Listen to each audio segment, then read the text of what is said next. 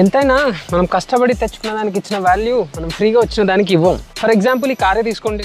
ఈ కార్లు బైక్లు మనం ముందే చాలా కష్టపడి కొని ఉంటాం. అందుకే దీన్ని రెగ్యులర్గా సర్వీస్ చేపిస్తాము, ఆయిల్ చేంజెస్ చేపిస్తాము. చిన్న గీత పడినా కూడా తట్టుకోలేము మనం దీనిపైన.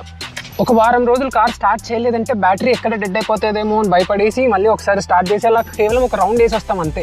ఇప్పుడు సరిగ్గా మెయింటైన్ చేయలేదంటే తర్వాత సర్వీస్ కాస్ట్ ఎక్కువ అయిపోతుంది, రిపేర్లు ఎక్కువ వస్తాయి అనే భయం కూడా ఉంటుంది మళ్ళీ మనకి. అంత వాల్యూ ఇస్తాం మనం దీనికి. ఈ కార్లు బైక్లు కాస్ట్ ఎంత, వాటి సర్వీస్ కాస్ట్ ఎంత, వాటి పార్ట్స్ కాస్ట్ ఎంత, ఇవన్నీ మనం గూగుల్ చేసి ఉంటాం.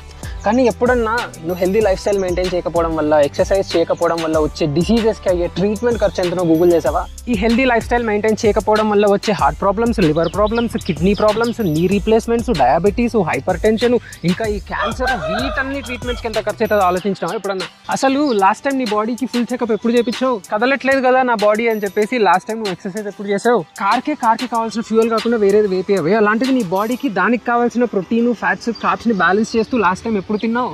ఈ కార్ అంటే నేను చాలా కష్టపడి కొన్నా బ్రో, నా బాడీది ఏముంది, నేను అది కష్టపడకుండా నాకు నా పేరెంట్స్ ఫ్రీగా గిఫ్ట్ ఇచ్చారు అనే ఐడియాలో ఉన్నావా ఏంటి? నీ బాడీ నీ పేరెంట్స్ నీకు ఫ్రీగానే గిఫ్ట్ ఇచ్చారు కరెక్టే, కానీ నువ్వు అది ఫ్రీగా వచ్చింది కదా అని దానికి వాల్యూ ఇవ్వలేదనుకో, తర్వాత అది నిన్ను కష్టపెడుతుంది, దాన్ని నువ్వు తట్టుకోలేవు. సో మై బాధ what I'm saying here is, నువ్వు నిన్ను ఎక్కించుకెళ్ళి నీ కార్కి వాల్యూ ఇస్తున్నావు, తప్పులేదు. కాకపోతే ఆ కార్లో వెళ్ళే నీకు, నీ బాడీకి కూడా అదే వాల్యూ ఇస్తున్నావా?